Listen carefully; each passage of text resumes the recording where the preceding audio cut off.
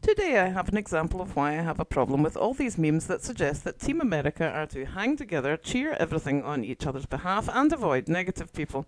I have several cliquey groups of low-denomination authors who regularly validate each other on every topic from contempt for the poor to authors must write in only one genre.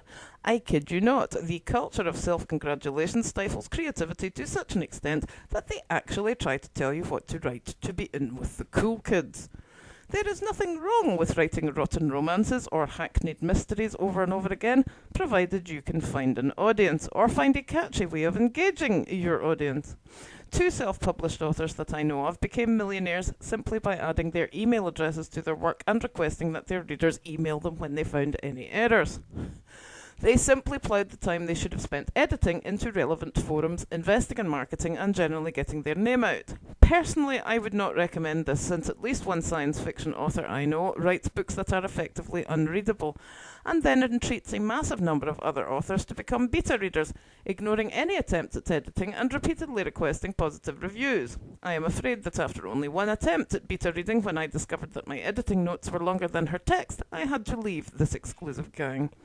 The problem with positivity, or even your closest friend absent-mindedly saying yes to everything and avoiding giving an opinion for fear that you will not like them anymore, is that one day they will let the mask slip and your poor fragile ego, which you have been relying on to get the job done, will temporarily shatter, and it is not until you find some way of assuaging your angst that you can get writing again. This is kind of what happened with the original academic essays I was attempting to talk to Wolf about. As it happens, it is probably just as well, since my reconnected synapses are having a lot more fun than they used to, but losing your sense of self, and in my case, my maudlin and cynical seriousness, could be pretty damaging depending on what you are trying to do at the time. It is also not a good idea, unless you are in an actual team situation, to go shattering egos on a frequent basis, since the ego you are shattering may be the one that ultimately makes yours fly higher. That's a bit reproachful.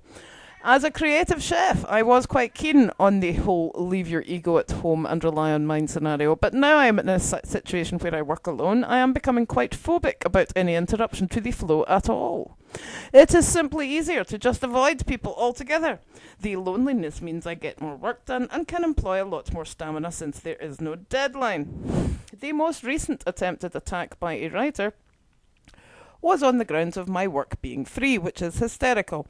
Asking a modern author in a market where 400,000 books are being published every year to charge for their early work is a bit like telling a singer to make sure everyone knows they can sing, but not to actually prove it unless they have 1,000 bucks in their hot little hand. It just won't work. You can choose to pay for marketing, or you can choose to network with yet more people, but the actual problem with an unknown is the number of clicks you are asking the customer to make to get your product. In my case, the nature of the project being extremely personal, I really write for an audience of one in the case of the best ever series, I do not feel I would want to charge. Besides which, my stories lead people back to look at my artwork.